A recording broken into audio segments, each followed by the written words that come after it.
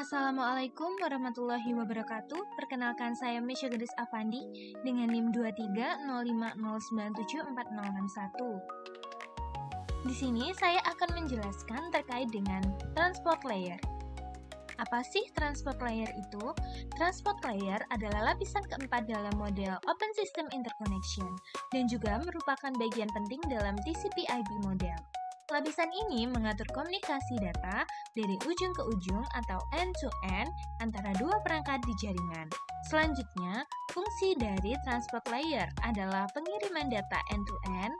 Yang kedua, segmentasi dan reassembly. Yang ketiga, kontrol aliran. Yang keempat, kontrol kesalahan. Dan yang terakhir adalah multiplexing dan demultiplexing. Selanjutnya, di dalam transport layer terdapat TCP dan UDP. Yang pertama, TCP adalah protokol koneksi berorientasi, menjamin pengiriman data utuh dan berurutan. Cocok untuk aplikasi seperti web, email, dan FTP.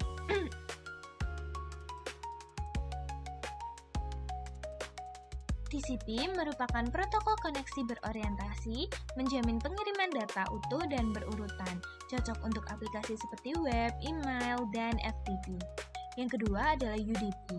UDP merupakan protokol tanpa koneksi, cepat tapi tidak menjamin kebutuhan data, cocok untuk video, streaming, VoIP, dan game online. Selanjutnya, saya akan mengimplementasikan di paket Cisco Tracer. Baik, di sini saya akan mengimplementasikan terkait materi transport layer di dalam sebuah studi kasus, yaitu sebuah perusahaan kecil ingin mengimplementasikan jaringan komputer sederhana yang memungkinkan komunikasi antar server dan klien menggunakan protokol TCP dan UDP.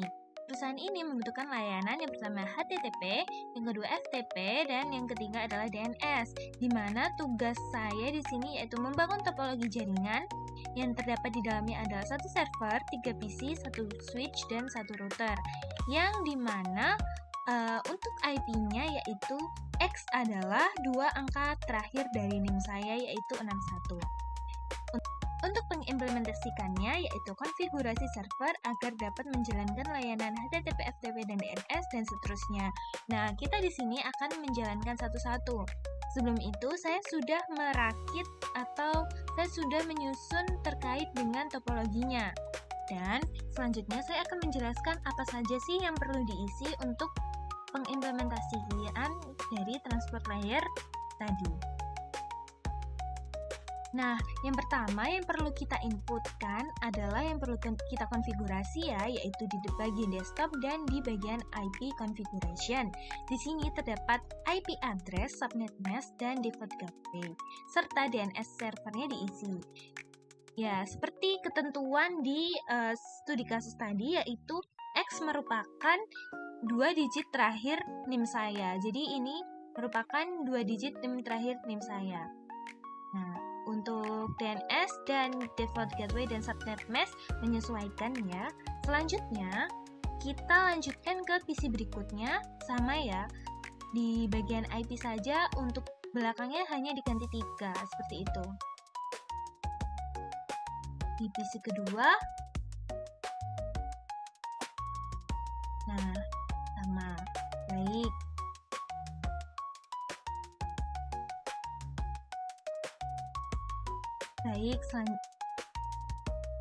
Baik, selanjutnya kita lanjutkan ke server. Di server, kita juga mengisikan yang namanya IP address, subnet mask, dan default gateway. Untuk DNS-nya kita kosongkan saja karena yang diperlukan yaitu di DNS di bagian PC ya.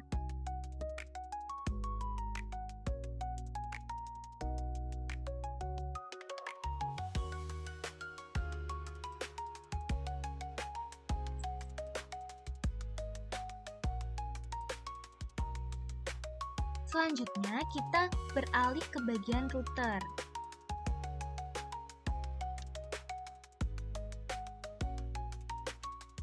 Di bagian router, kita ke config, lalu di bagian fast ethernet. Nah, sebentar. Nah, di fast ethernet, di bagian IP dan subnet mask diisi. Seperti ini. 254 dan 61 merupakan NIM saya.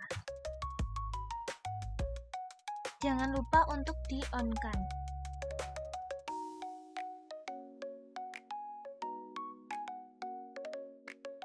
Selanjutnya adalah kita beralih ke server dan di bagian service kita mengedit bagian index.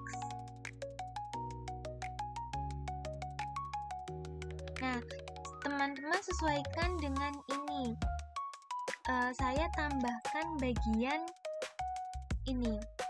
H1 selamat datang di server Meisha. Nah, teman-teman sesuaikan dengan nama teman-teman atau kalian ingin berkreasi sendiri, silahkan. Jangan lupa untuk mengklik button save.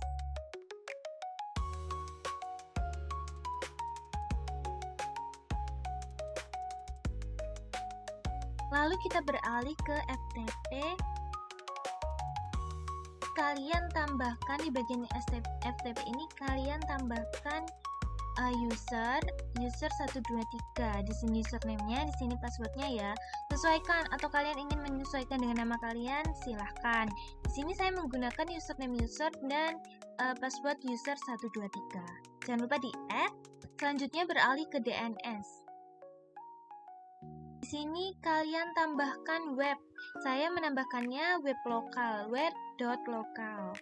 Untuk IP-nya sesuaikan dengan IP kalian dari awal. Kalau saya itu 61. 61 adalah NIM terakhir saya.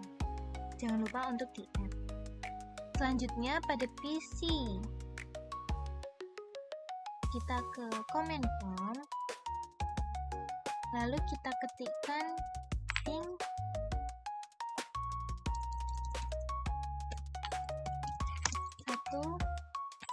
192.168.611. Nah, oke, sudah berhasil.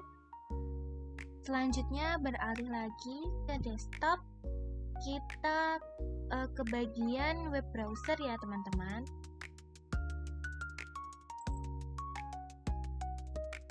Sebentar. Oke, di sini kita ketikkan URL kita atau IP kita.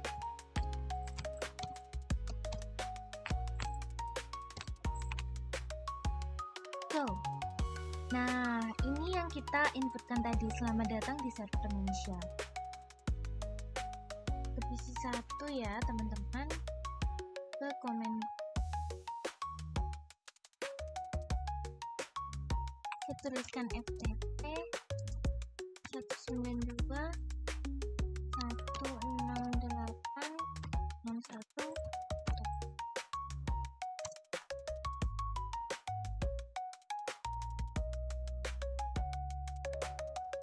Oh, ada kesalahan penulisan, makanya tidak bisa. Ini 1.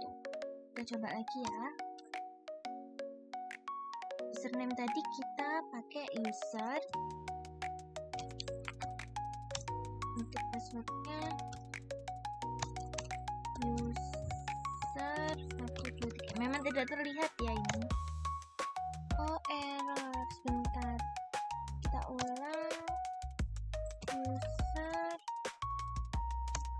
123. Nah, sudah login. Selanjutnya kita tuliskan get sesuai dengan tadi. Itu di bagian servernya ya teman-teman.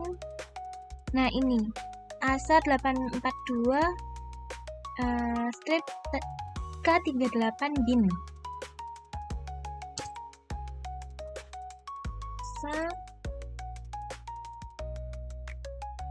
2 strip K berapa tadi? K8.bin. Enter.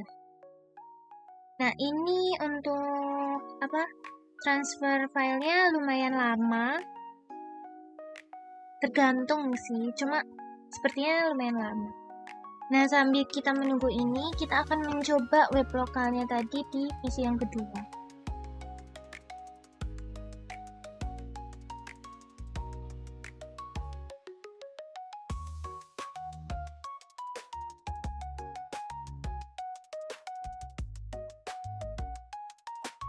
Bentar ya.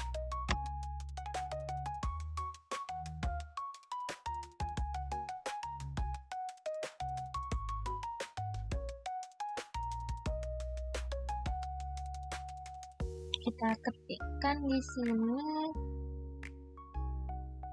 web.go.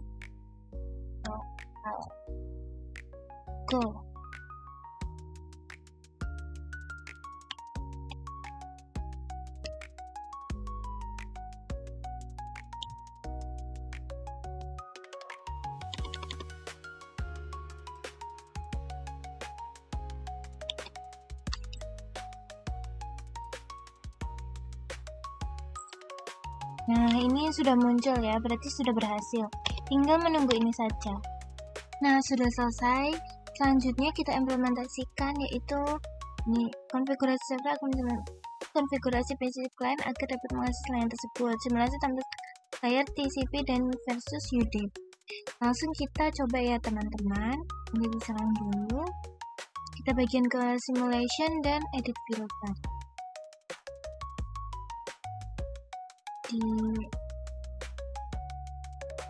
Ini kita off kan ya teman-teman, dan semua ini kita off kan. Lalu di MISC nya kita matikan semua kecuali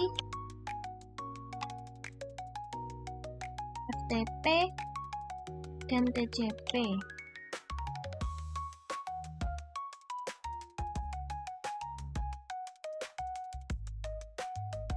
Ini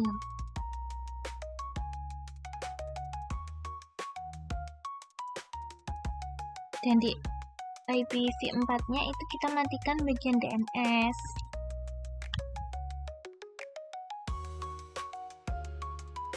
Selanjutnya kita jalankan.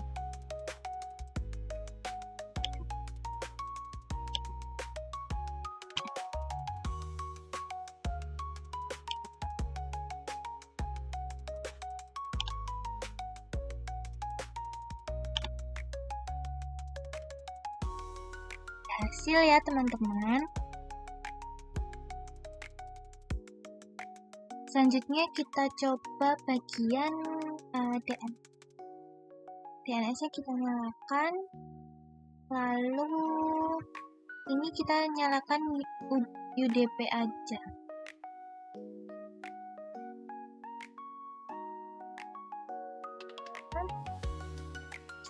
Coba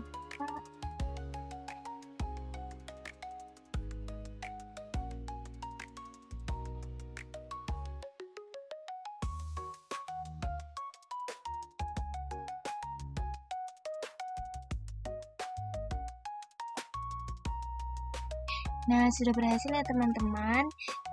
Terkait dengan materi yang saya sampaikan dan pengimplementasiannya, semoga dapat diterima dan diterapkan secara mudah ya. Terima kasih. Wassalamualaikum warahmatullahi wabarakatuh.